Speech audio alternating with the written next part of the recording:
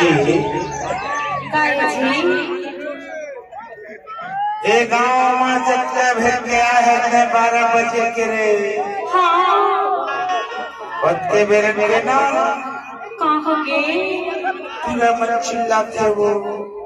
कैसे चिल्लाते जी तो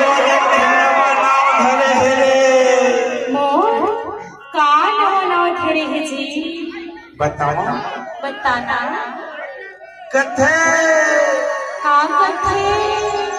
आज वे दर्जी माँ आ गए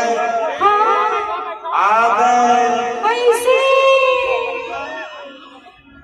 मैं पूछे मल्ला कौन आ गए कथे हाँ कथे बताओ बता दो हे चंद्रा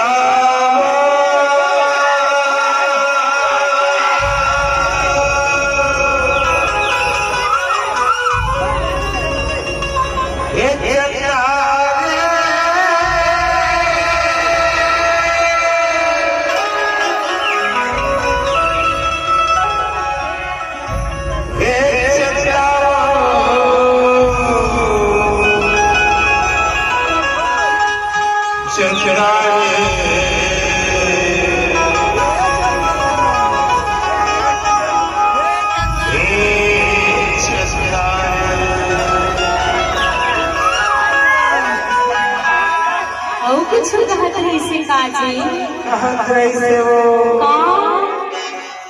चचा है बता देवे अरे काला बता देवे कथे जी हे मोलाया आशिक बना दे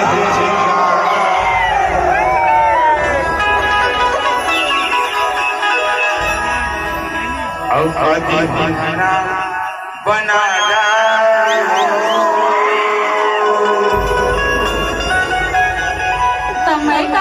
सुने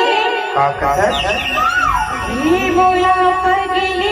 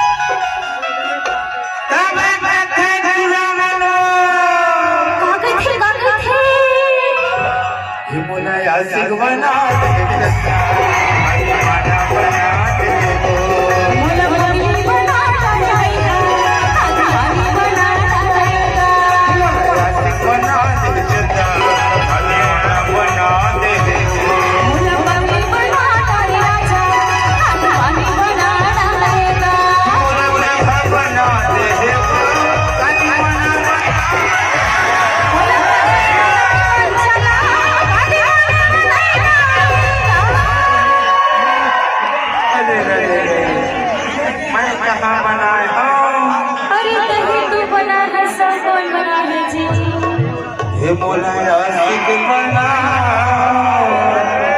दे चचा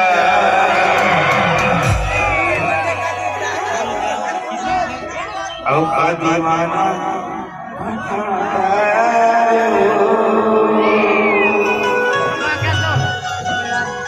हे मोलाया